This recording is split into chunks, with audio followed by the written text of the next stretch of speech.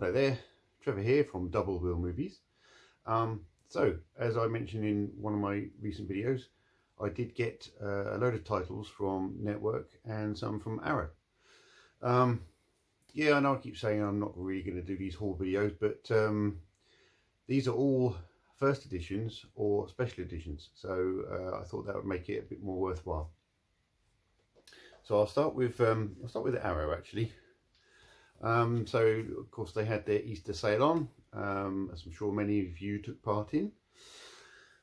So what I went for, I wasn't necessarily going to go for these, but as they were in a sale, yeah, and they were still, you know, special editions, first editions, I thought, yeah, I'll go for it. So first one is The Stylist.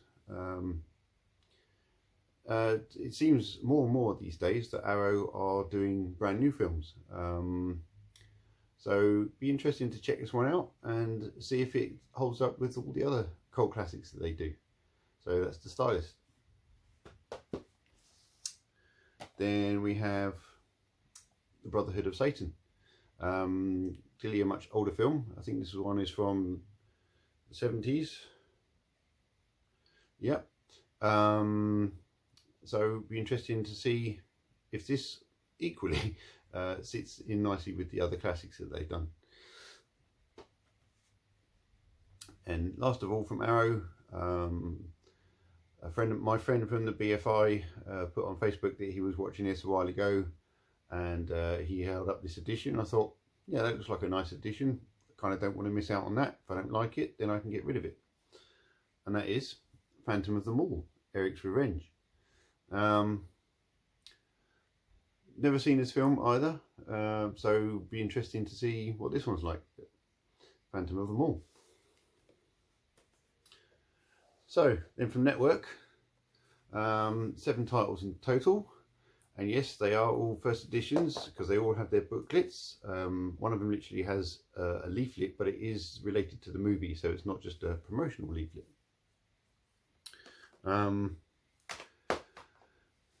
This one will be the original to a remake.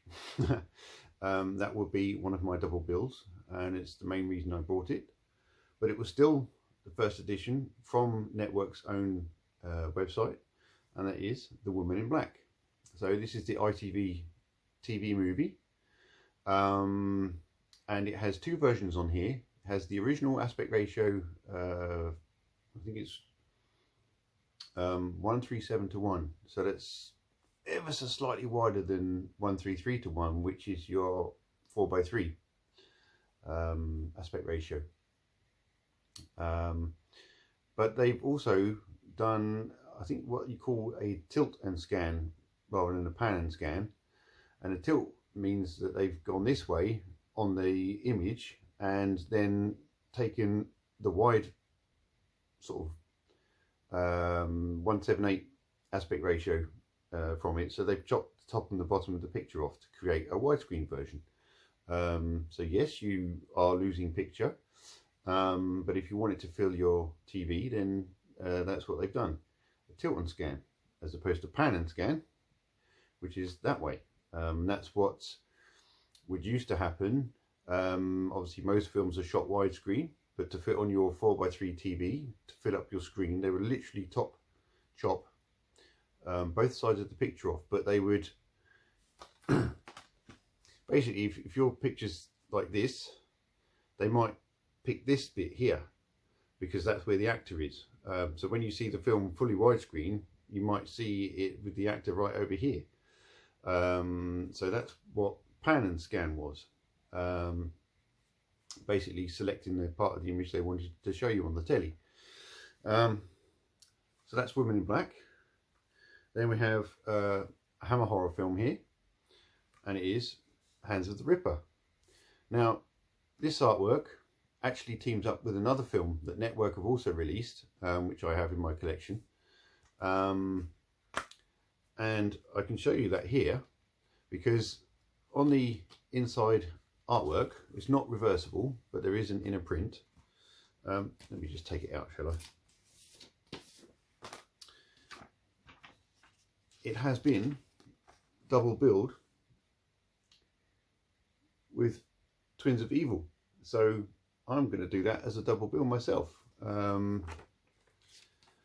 That's cool, huh?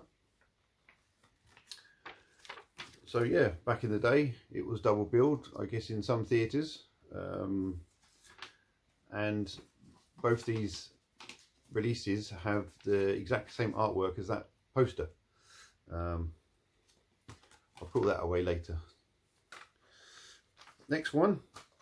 So I came across this on, not quite sure what I was watching, but you may know I'm very into sound. Not only am I a musician, but I'm basically addicted to sound, in how it works and what it does, and the crazy amazing things that you get from it. And this film cropped up, and it's called The Shout. Basically, I think the man can shout so loud it can be fatal. But there's a scientist that's putting together all these sound devices to try and sort of replicate this man's voice, basically, to investigate why and how it happens. So yeah, really interested in that. So another sound movie is The Conversation, which is another Gene Hackman film, or a Gene Hackman film, should I say. John Hurt is in this one. So Alan Bates, Susanna York and John Hurt. So that's The Shout. Now we got a Michael Caine film. Not the best Michael Caine ever, but sounds more like Rodney. Shut up, Trevor. Anyway, it is the Ipcris File. And again, as I said, these are all first editions because they have their booklet in there. So that's the Ipcris File. There's the booklet there. So like I said, I got these from Network on their website. So if you're really into your first editions and you want these, then better get on there. And usually the product information says booklet. A couple of them didn't, so I did take a little gamble, but they did turn up with their booklet, so that was good. So this one is another film that I saw a bit of a trailer of in another video I watched, and it looks really interesting. It has Stanley Baker, Patrick McGoohan, and yeah, it is called Hell Drivers. Basically, I think they're lorry drivers, and they raise a bit of hell, sort of chasing each other and that kind of thing. A bit like a biker game maybe, but who knows? I haven't seen it yet, so I'll be interested to watch that one. There's the booklet, so first edition. Then we have, well, one actual World War II film and one sort of post World War II film.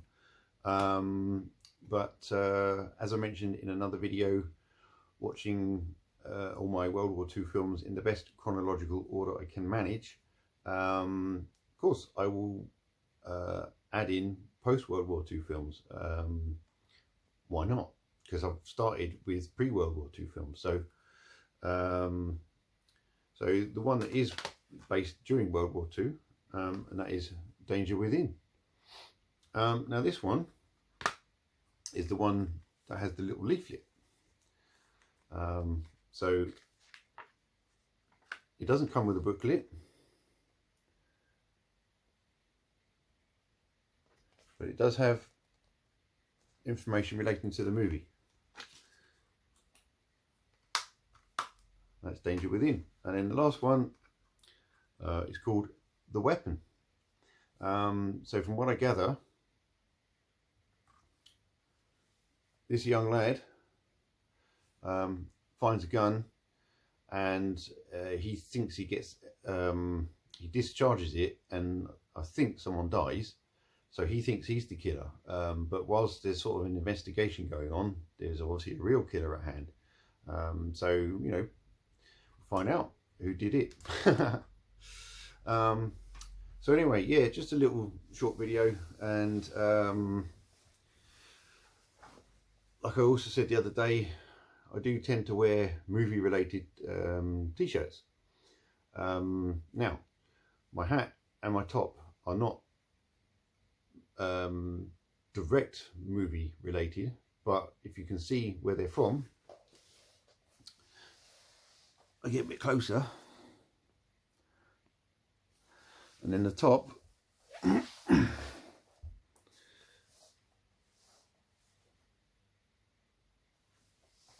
that is the Timberline Lodge in the US, where obviously the exterior for The Shining was filmed. My wife and I got to go and visit there, and I do have a photo somewhere of the both of us still outside. Obviously not covered in snow like in the movie, but yeah, so that's the Timberline Lodge. Anyway, it's the end of this little video, so please like and subscribe. Make sure you got your notifications on, so when I upload a new video, you will know firsthand. And take it easy, and I'll see you then. Ha, me again. Forgot to add on about my music competition. I'll stick a link in the description below. Have a listen to the song and listen to the clip. I will put a time code as well, so you don't have to listen to the whole song if you don't like it, and try and guess the movie. When I get 10 correct answers, then I will reveal what the song is. Maybe not the song, maybe the movie, whichever. Anyway, yeah.